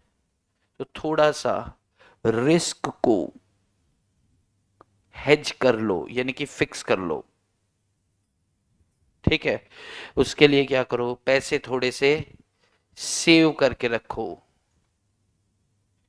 अचानक से कुछ हो जाए तो किसी के सामने हाथ ना फैलाना पड़े। क्यों? क्योंकि क्योंकि ये दुनिया पित्तल दी। ये दुनिया पित्तल दी, इनके पास दिल जैसी चीज नहीं है, कोई आपकी मदद नहीं करने वाला है। तो ये कैम्ब्रिज वालों ने कहा कि भैया देखो, आपको सबसे पहली बात, फॉर फ्यूचर ट्रांजैक्शन के लिए भी आपको कैश बैलेंस अप्रोच मतलब सेविंग्स करनी है। फ्यूचर ट्रांजैक्शंस में बहुत सारी बातें हो सकती हैं, उसमें पहली बात है कि आपको भविष्य में अपने बच्चे को आगे पढ़ाना है। आज से पैसे जमा करना चालू कर दो। मुझे 1 लाख रुपए चाहिए, तो इसलिए चाहिए कि 60,000 तो खर्चा करूं, 40,000 में सेविंग करूं। सेविंग क्यों करना है? For future transaction and to met out uncertainties. अचानक से बीमार हो जाऊं तो बीमारी का मेरे पास बजट होना चाहिए, नहीं तो मुझे दूसरे फंड्स में से कटौती करनी पड़ेगी, बराबर। तो कुछ ऐसी अनसर्टेनिटीज के लिए मैं पैसा अपने घर में ही रखूंगा कि यार कुछ हो जाए अचानक से, थोड़ा पैसा पड़ा होना चाहिए। और बाकी पैसा मैं बैंक में जमा करता रहूंगा कि बच्चे की शिक्षा भविष्य में, बच्चे की चिकित्सा भविष्य में, किसी तरह का कोई भी करियर की बात करें भविष्य में, शादी की बात करें भविष्य में, तो फॉर फ्यूचर अरे न सिर्फ इतना, व्यापारी लोग भी क्या करते हैं? पैसा सेव कर देते हैं। क्यों? आज ही खरीदेंगे प्याज, आज ही खरीदेंगे, सस्ते मिल रहे हैं तो आज बहुत सारा खरीद लिया, या फिर बहुत महंगे प्याज मिल रहे हैं अभी नहीं खरीदते, अभी जितनी थोड़ी जरूरत है उतना कर लो, बाकी अचानक से अपन क्या करेंगे? पैसे संभाल के रखो, जब सस्ता होगा तो बहुत सारा खरीदेंगे। ठीक है, तो फ्यूचर ट्रांजेक्शंस के लिए दिमाग लगाते हैं लोग, और हेज मतलब अनसर्टेनिटीज को मेट आउट करने के लिए दिमाग लगाते हैं लोग। इसलिए कैश बैलेंस अप्रोच, यानी कि वो उसका तीसरा वाला फंक्शन को यूज करते हैं, यानी कि सेविंग्स की तरफ ध्यान देते हैं। ये बोलता है कैम्ब्रिज अप्रोच। एक बार शुरू से देखते हैं। कैम्ब्रिज अप्रोच को कैश बैलेंस अप्रोच भी कहते हैं। कैश बैलेंस का मतलब ही बैलेंस इन हैंड, आपके हाथ में सेविंग्स होना चाहिए। Neo classified approach, classical approach कहते हैं। मार्शल पिगू रॉबर्टसन, रॉबर्ट का बच्चा रॉबर्टसन, ठीक है, रॉबर्ट का बच्चा एक ही। अच्छा, तो रॉबर्टसन कीन्स, तो एसोसिएट ये कैम्ब्रिज यूनिवर्सिटी से थे, कैम्ब्रिज अप्रोच नाम दे दिया इसको। फॉर फ्यूचर ट्रांजैक्शन, ये दो बातें बोलते थे कि भविष्य के लिए कोई ट्रांजैक्शन बंदा एक सोच के रखता है, उसके लिए सेविंग्स रखता है, और अचानक से कोई अनसर्टेनिटी आ सकती है, उसके लिए बंदा सेविंग्स रखता है। तो चक्कर में मत आओ, क्योंकि ये दुनिया पित्तल दी दुनिया, हैविंग नो हार्ट, कोई आपकी मदद नहीं करने वाला, आप खुद अपना देख के चलो। इन्होंने जो इक्वेशन दिया, इन्होंने जो इक्वेशन दिया, वो इक्वेशन जो थी आपकी md kpy। यहां पर md का मतलब क्या? md is equal to what? Demand for money balances, demand for money balances. यहां देखो, वहां पर क्या था? Demand for money for transactions, मुझे पैसे चाहिए क्योंकि मुझे पैसा खर्च करना है, फिशर कहता था। और ये क्या कह रहे? मुझे पैसा चाहिए क्योंकि मुझे सेविंग्स करनी है। ये सिर्फ सेविंग्स की बात कर रहा है। Demand for money balances, balances मतलब बैलेंस इन हैंड, कितनी सेविंग्स होगी। देखना, अभी एक एग्जांपल लेंगे, आपको पूरी चीज समझ में आएगी। Y, y is equals to here real national income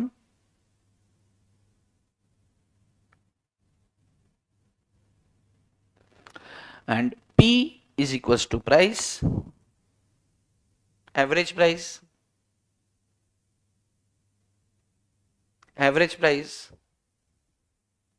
for goods and services।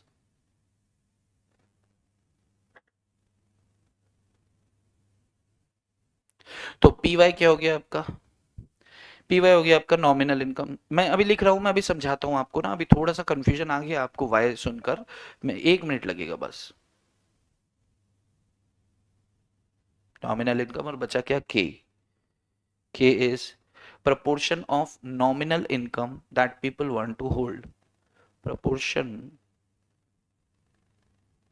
of nominal income people want to hold, people want to hold as cash balance। कोई चीज समझना है, मैंने जल्दी लिखा है तो समझना है तो प्लीज पूछ लेना, स्पेलिंग बट साथ साथ लिख लो। जैसे ही लिख लोगे आप अंगूठा दे देना। मैं हालांकि ठीक 10 सेकंड बाद स्टार्ट कर रहा हूँ, but you just raise your अंगूठा। बस ये डिस्कस करके और फिर थोड़ी सी देर में आपको छोड़ दूंगा मैं, ठीक है?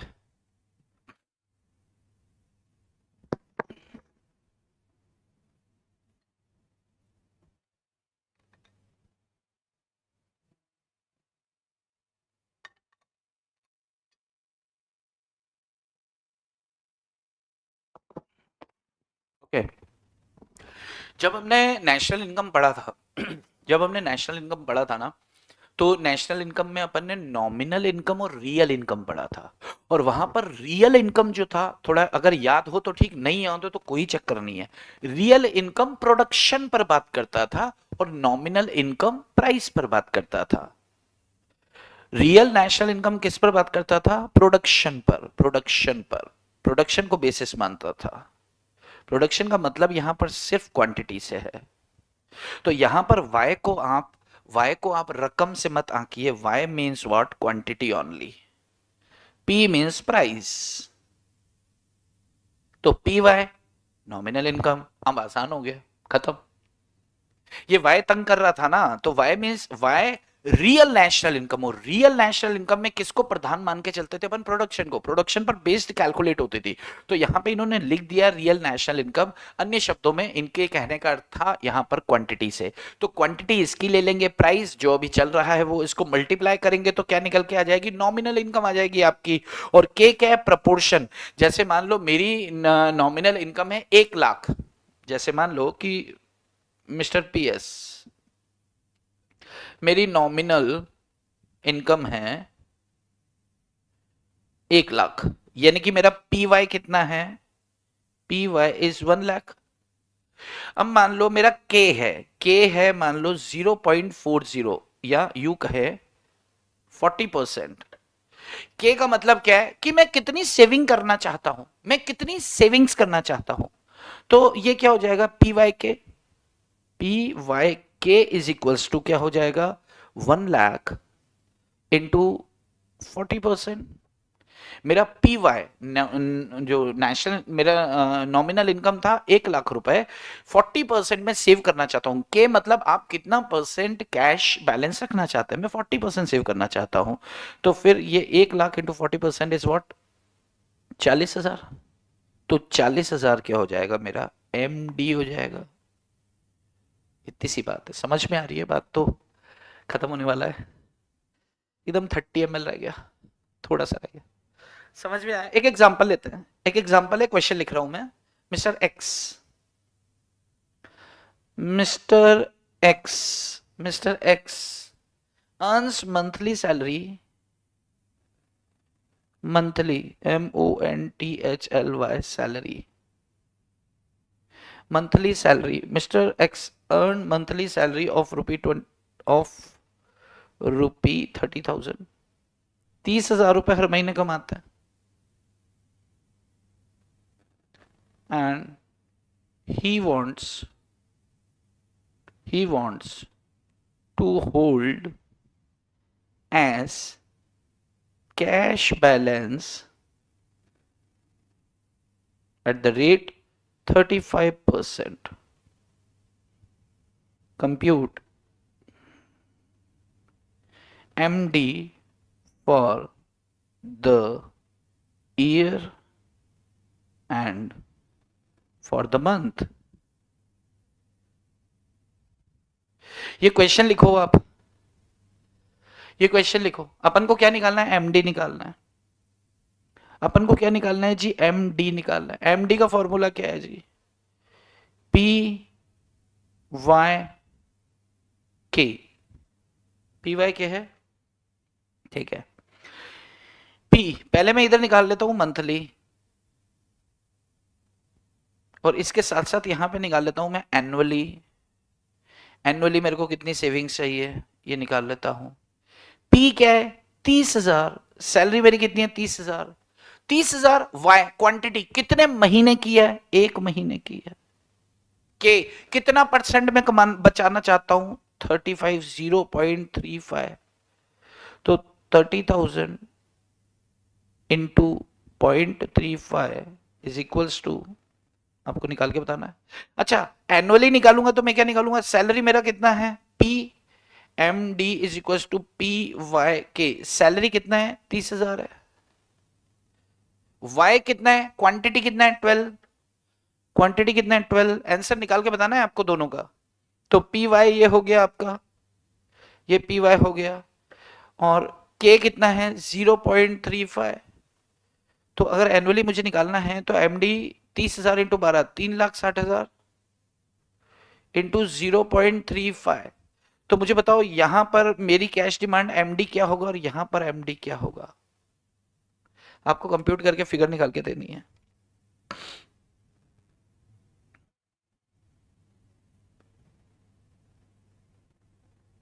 फर्स्ट वाले केस में 10,500, फर्स्ट वाले केस में 10,500 मेरी एमडी है, और वहां पर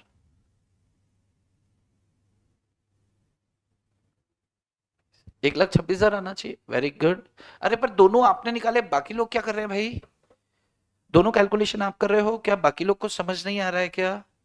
भाई ईमानदारी से बताना है, अगर समझ नहीं आ रहा है तो फिर ये अच्छी बात नहीं है, क्योंकि मैं बहुत स्लो, बहुत ईज के साथ कोशिश कर रहा हूँ कि चीजें आपको समझ में आए, और फिर भी आप सॉल्व नहीं करोगे तो फिर ये मजेदार बात नहीं होगी ना, इसमें ऐसे अच्छी बात नहीं है। सॉल्व करें आप भाई। साक्षी गुड। अमन जी समझ में आ रहा है अच्छे से, बहुत बढ़िया, समझ में आ रहा है। उत्तम, साक्षी, निधि अच्छे से चल रहा है ना? मेरी एक बात सुनो, हमने बात किया, हमने स्टार्ट में बात किया कुछ, उसके बाद हम आए स्टार्ट किए हम demand, theories of demand for money. Demand for money में पहले फिशर के पास गए, फिशर ने हमें बोला कि भाई डिमांड फॉर मनी का मतलब ये होता है कि जितना भी पैसा आपके पास आएगा आप सारा खर्च कर दोगे, आप सेविंग नहीं करते हो, जो कि हमें मजा नहीं आया। लेकिन उसने भाई साहब ने जो बताया हमने उसका सम्मान करके पूरा समझा। एमवी इज इक्वल्स टू, हमने क्या बात किया, हमने बोला देखो फिशर भाई साहब हम बिल्कुल ऐसे नहीं, आप जो कह रहे हैं बिल्कुल सही है। MV is equals to PT, MV is equals to PT. फिर फिशर भाई साहब ने कहा सुन मैंने एक्सपांड भी किया। हमने बोला एक्सपांड क्या किया है, कि मैंने ये एमवी के अंदर ना M1V1 भी जोड़ दिया। हमने पूछा सर ये M1V1 क्या है, तो उन्होंने बोला कि M1V1 मतलब होता है क्रेडिट मनी। हमने फिर पूछा यार ये क्रेडिट मनी क्या है, उसने बोला कासा। कासा क्या, करंट अकाउंट, सेविंग अकाउंट, याद करो। एफडी वाला छोड़ दो, बाकी पैसा तो इस्तेमाल कर सकते हैं। हाँ अब तो इसे सेव करेंगे, ना ना ना ना ना ना ना ना, सारा पैसा खर्च करना है आपको, पैसा सेव करना ही नहीं है। फिशर हूं मैं, किंग फिशर हूं। किंग फिशर ने कभी पैसा सेव करा क्या, उनने तो खूब ऐश करे भैया, कैलेंडर पे कैलेंडर निकाले। तो यहाँ इससे मना कर दिया, नहीं जी ना ना ना ना ना ना, कोई सेविंग नहीं, सारा खर्चा करो, सारा खर्चा करो। उसके बाद फिर Cambridge approach I, Cambridge university के बट्ठे लोग आए, 3-4 के मार्शल मशाल लेके घूम रहा है। पिग्गू आया, रॉबर्ट का बच्चा रॉबर्टसन, ठीक है। कीन्स भाई साहब आए, इन्होंने बोला कि भैया हम कैम्ब्रिज से। हमने बोला हाँ तो पढ़े लिखे होंगे, ठीक ठाक होंगे, हाँ इसने बोला हाँ। इन्होंने कहा कि भैया हम कैश बैलेंस अप्रोच लेकर चल रहे हैं। कैश बैलेंस अप्रोच, एक बार KPY एक्सप्लेन कर दो। Okay, cash balance approach, cash balance approach में क्या होता है कि भैया हम सेविंग्स को लेकर चलते हैं फ्यूचर ट्रांजैक्शंस के लिए। क्यों, क्योंकि एक्सपेक्ट क्या बोलते हैं इसको, हम एक्सपेक्ट नहीं कर सकते कब क्या होने वाला है, हमें पता नहीं चलता। तो हम क्या करते हैं कि कुछ रिस्क को हेज करने के लिए, अनसर्टेनिटीज को खत्म करने के लिए हमने इस अप्रोच को लेकर चले। एक दूसरा, भविष्य में जो हमें पता है कि आगे हमें पैसे की जरूरत महसूस हो सकती है, तो इसके लिए थोड़ा थोड़ा आज से सेविंग्स करें, तो सेविंग्स वाली अप्रोच को लेकर चले।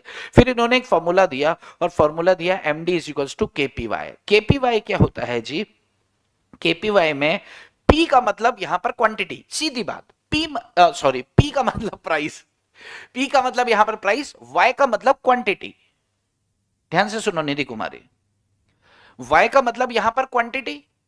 जैसे कि मेरी सैलरी 30,000 रुपए महीना, तो 12 महीने का, यानी कि quantity, price, P price 30,000 multiply by 12 is equals to what, 3,60,000, right. तो P प्राइस, Y क्वांटिटी, तो PY प्राइस इंटू क्वांटिटी, जैसे वहां PT था यहां PY मल्टीप्लाई बाय K क्या है यहां पर, प्रोपोर्शन है, कितने परसेंट तुम पैसा रखना चाहते हो। मान लो मेरी 30,000 की सैलरी है, मेरी 50,000 की सैलरी है, और साल भर की होती है 6 लाख। आप साल भर को चूल्हे में डालो, 50,000 की सैलरी है, इस 50,000 की सैलरी में मैं चाहता हूं कि 30% तो बचना चाहिए। तो कितना जो बचना चाहिए, 30% निकालेंगे तो 50,000 इंटू 1 मतलब 1 महीना, इंटू 30%, 30% किया तो 15,000। यानी कि मेरी सेविंग्स की जो डिमांड है वो कितनी है, 15,000 रुपए है। बात समझ में आता है क्या। और फिर यहां पर फिर हमने एक क्वेश्चन किया, क्वेश्चन में हमने 1 लाख ये लिया। कितने लोगों को एकदम बहुत अच्छे से क्लियर हुआ है, वो लोग क्या रिएक्ट करोगे, ताली बजाओ, ताली बजाओ। ताली बजाने वाला होता है ना यहाँ पर, वो लोग ताली बजा दो, क्योंकि आज का सेशन हमारा हम यहीं पर रोक रहे हैं। इसके बाद हम केनीशियन भाई साहब थियरी और 2-3 थियरी और हैं जिसको हम कल लेने वाले हैं। मनी मार्केट का हमारा ये जो प्रादुर्भाव हुआ है, और आज जो हमारा चैप्टर स्टार्ट हुआ है, मैं सब मान के चल रहा हूँ कि यार ये चैप्टर ठीक से स्टार्ट हुआ है, क्योंकि स्टार्ट पकड़ में आ जाए ना, फिर तो चैप्टर खत्म करने में मजा आता है। तो आई गेस, आई विश कि अच्छे से हुआ है, तो ताली बजा दो। जिसको डाउट है वो रेज हैंड करे और डाउट पूछ सकता है, ठीक है। मैं रिकॉर्डिंग कर रहा हूं बंद, लेकिन ऑनलाइन में आपके डाउट्स के लिए अभी भी बैठा हूं, ठीक है। तो आज के लिए इतना ही, आपकी शाम खूबसूरत हो, बाकी की चर्चा करेंगे हम कल। ओके जी, बाय बाय जी। यस, अब बोलो जी, बोलो भाई साहब, किसी तरह का कोई दिक्कत है या हाई फाई ले लो। अरे hi fi, thank you so much. समझ में बहुत अच्छे से आया कि नॉर्मल आया कि बेकार आया, और अगर दिक्कत आई तो आप बात कर सकते हो, मैं तैयार हूं आपसे बात करने के लिए, जल्दी से बता दो भाई। हाँ। क्या बोल रही है पब्लिक, मैं इसको निकाल दूं, अभी स्क्रीन को निकाल दूं। यस, चलो ये मैंने निकाल दिया जी इसका बाहर। रुको रुको रुको रुको रुको। हाँ, क्या बोल रही है पब्लिक, चला जाए, बाय बाय करूं आपको। यस, अरे आंसर करो भाई, बाकी पब्लिक। पाप लगेगा पाप। एक दिन अगर आप जवाब नहीं दोगे तो क्या लगेगा? पाप लगेगा। ये लोग आंसर नहीं करते हैं यार। आंसर करो भाई। चलो तो मैं सब अच्छा, किसी को कोई ऑब्जेक्शन नहीं है, कोई सवाल नहीं है, मैं ऐसा मान के चलूं कि सबको समझ में आ गया। मुझे सिर्फ आंसर करेंगे उत्तम, उत्तम निधि, अनीता। अनीता ऐसा मान के चलूं, अमन ऐसा मान के चलूं इन लोग को समझ में आ गया है इसलिए आंसर नहीं कर रहे हैं। All understood, very good very good. चलिए तो आज के लिए इतना ही। आपकी भी शाम खूबसूरत हो, मौसम खूबसूरत है, ऐश करो, बाय बाय, टाटा। अब जब कल सुबह होगा शाम को होगा भाई मैं अपडेट दे दूंगा। सुबह आजकल उठने में बड़ी प्रॉब्लम हो रही है ना, जैसा भी होगा मैं आपको अपडेट दे दूंगा।